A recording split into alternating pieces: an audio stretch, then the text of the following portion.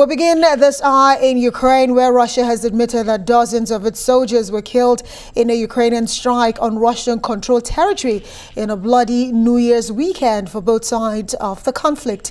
In a rare announcement, the Russian Defense Ministry said that 63 Russian servicemen were killed as a result of a strike by 4 missiles in the occupied city of Makiivka in eastern Ukraine. The ministry says a US-supplied HIMARS rocket system had been used and targets were temporary deployment points. But without claiming the strike, Ukraine's military puts the death toll much higher, claiming nearly 400 troops were killed. The news comes as the Ukrainian capital of Kyiv again came under fire from Iranian-backed drone overnight, although Ukrainian forces claimed the majority were shot down by air defenses. The Kyiv regime struck a temporary deployment point used by one of the units of the Russian armed forces near the settlement of Makiivka in their self-proclaimed Donetsk People's Republic using 6 US-made HIMARS multiple rocket launchers. Russian air defense systems shot down 2 HIMARS missiles. As a result of the strike by 4 rockets with high explosive warheads against the temporary deployment point, 63 Russian servicemen were killed. All necessary assistance and support will be provided to the relatives and friends of the servicemen who have been killed. And to discuss the situation further, let's now cross live to London, where I'm being joined by Arise Chief Correspondent John Cookson. John, thank you so much for joining me tonight in the program. And John, what more do we know about the attack tonight?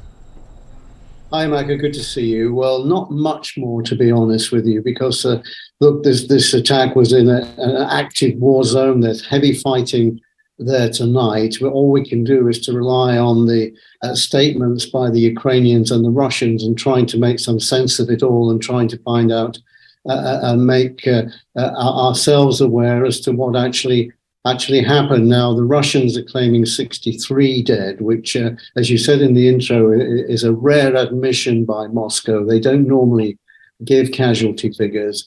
The Ukrainians claiming it's much higher. It's 400 dead. Now, whatever the figure is, this on a human level, this is a massive tragedy for the families of the soldiers who died in this attack, because they weren't regular soldiers; they were conscripts. These are the poor devils who were called up by Putin late last year to join the army. They had no choice. Hundreds of thousands of young men were called up and pushed out to the front line, and these were the ones that were killed apparently in this attack. Now, as far as the figures go, it looks like the figure of 400 may be closer to the truth, and the reason why I'm saying that is that a well-known pro-Russian blogger called Igor Gherkin, who himself was convicted of murder for the shooting down of the MH17 aircraft all those years ago, says that the figure, the death toll, is in the hundreds. And I think probably the confusion from the Russian angle is that not all the dead have been identified because of the devastation that you can see on the video of the site of the attack, which was apparently a college building that had been seconded by the Russians as a barracks for these guys. It's about 15 kilometers from Donetsk. I think we have a map somewhere in the system that will show us exactly the area that we're talking about.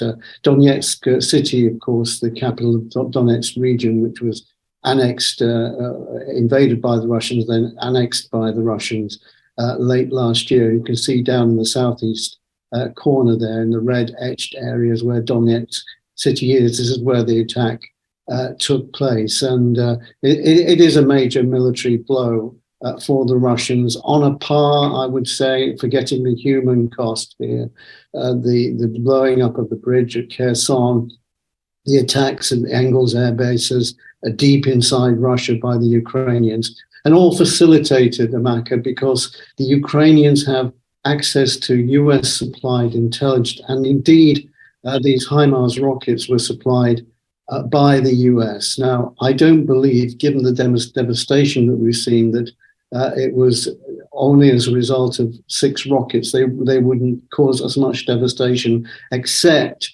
if a huge amount of ammunition was stored there. And I imagine that the intelligence given to the Ukrainians was that there was a lot of ammunition there that would explode if attacked by rockets in this way.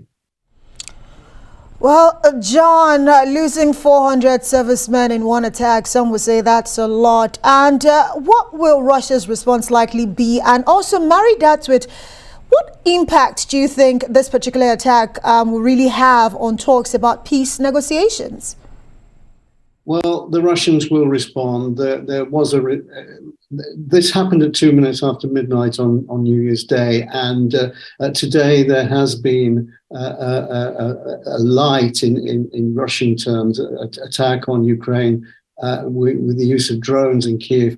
I imagine that the Russians, if that death toll really is 400 and maybe higher, that the Russians are planning some massive blitz on Ukraine that will take days or even weeks to plan and plot.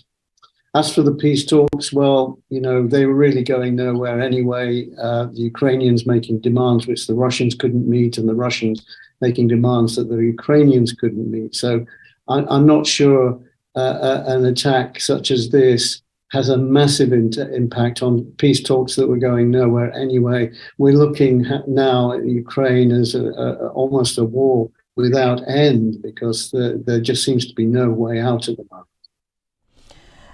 Right. And John, does Ukraine's ability to actually strike in such a major increase their possibility of Kyiv actually winning this war in the long run is a big question that everyone is seeking answers to. Yeah, it is a big question. The Ukrainians would say yes, NATO would say yes, and you know, politicians in places like London and Washington would say yes, the Ukrainians are on the road to success. I'm not so sure. You know, all the news that we get is a lot of it's from the Ukrainian side. We don't hear so much from Russia, but the truth is that Russia still occupies 70,000 square kilometers of Ukrainian land tonight, including Crimea. There's no indication that the Russians are about to pull out. Indeed, they seem to be preparing for a much bigger offensive. I can't see a quick end to this, and you know, what does winning mean? No one seems to be able to define that, either from the Russian perspective or the Ukrainian perspective.